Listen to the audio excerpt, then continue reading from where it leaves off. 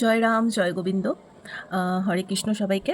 তো আজকের ভিডিওটা অ্যাকচুয়ালি আমাকে অনেকে মেসেজ করেছে। আমার কিছু স্পিরিচুয়ালিটির দিক থেকে কিছু মেসেজ এসেছে। আমি ভাবলাম একটা ছোট্ট ভিডিও করে তোমাদের সাথে শেয়ার করে দিই। সো আমাকে অনেকেই জিজ্ঞেস করেছিল যে আমি ইস্কন থেকে দীক্ষিত কিনা। অনেকের ডাউট হয়েছিল এই বিষয়টা। আর তোমাদের যখন যে বিষয়টা নিয়ে ডাউট থাকে কোনো, তোমরা আমাকে যখন যেরকম জিজ্ঞেস করো আমি উত্তর দেওয়ার চেষ্টা করি। সো আমার মোটিভেশনাল চ্যানেলে আমি বলেইছিলাম যে না, আমি ইস্কন থেকে দীক্ষিত নই, দীক্ষা হচ্ছে শ্রী শ্রী রাম ঠাকুরের থেকে। সেখানে আমাকে অনেকে জিজ্ঞেস করেছে যে চারটে সম্প্রদায় যে আমাদের রয়েছে, তো সেই চারটি সম্প্রদায়ের মধ্যে তো শ্রী শ্রী রাম ঠাকুর বা অনেকে অনুকূল ঠাকুরের দীক্ষা নিয়ে থাকে, তো ওনারা তো পড়ছেন না চারটে সম্প্রদায়ের মধ্যে। তো সেক্ষেত্রে কি এই দীক্ষার কোনো মাহাত্ম্য আছে? অনেকে আমাকে জিজ্ঞেস করেছে, হয়তো অনেকে ডাউট থেকেও জিজ্ঞেস করতে পারে, বা অনেকে হয়তো কটাক্ষ করার জন্যই জিজ্ঞেস করতে পারে যে চারটে সম্প্রদায়ের মধ্যে তো কোনো সম্প্রদায়ের থেকে দীক্ষিত নয়, মানে কোনো ভ্যালু নেই, এরকম একটা কিছু অনেকেই ভীষণ কটাক্ষ করেছে আমাকে, মানে ব্যঙ্গ করা। আবার অনেকে জানতে চেয়েছে জেনুইনলি যে দিদি, চারটে সম্প্রদায় ছাড়াও যদি আমরা দীক্ষা নিতে চাই, তাহলে কি সেক্ষেত্রে মানে সেটার কি কোনো থাকবে না, ভ্যালু থাকবে না? কারণ তুমি যেহেতু শ্রী শ্রী রাম ঠাকুরের থেকে তুমি দীক্ষিত, আমি সে কারণেই তোমাকে জিজ্ঞেস করছি। অনেকে ভালো মনে জিজ্ঞেস করেছে, আবার অনেকে ব্যঙ্গ করে বলেছে যে আমরা তো চারটে সম্প্রদায়ের থেকে দীক্ষা নেবা, সো তুমি তো নেবা নেই। এবার আমি একটা কথাই বলবো, মনের ভক্তিটাই আসল, ঠিক আছে? আমরা সবসময় এটাই জানি, ভগবান কার কাছে কোন রূপে এসে ধরা দেবে সেটা আমরা কেউ জানি না।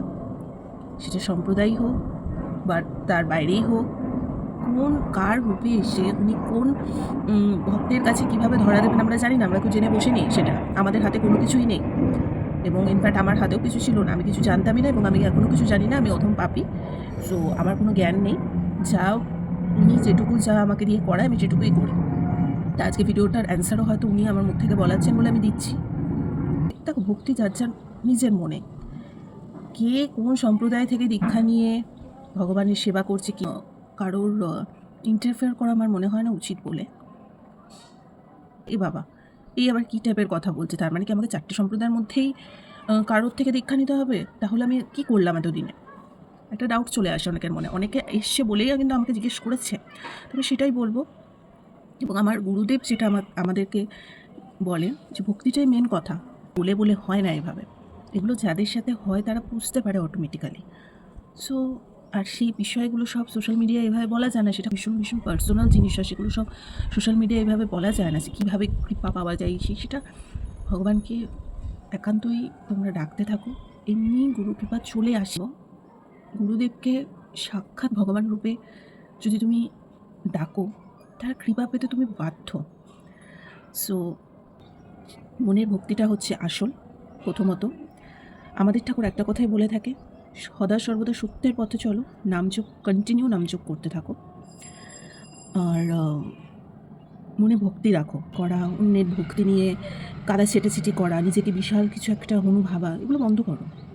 আলটিমেটলি আমাদের গোল সবার একটাই, সবার গোল একটাই, যে যে প্রান্ত থেকেই যাই না কেন, প্রচুর রাস্তা রয়েছে আমাদের। এক্সাম্পল হিসেবে বলতে পারি, আমরা শিলিগুড়ি যেতে চাইছি, তার জন্য আমাদের বাস আছে, আমরা ট্রেনেও অনেকে যেতে পারি, আমরা গাড়িতেও অনেকে যেতে পারি, বাইকে অনেকে যেতে পারি, অনেক রকম ওয়ে আছে।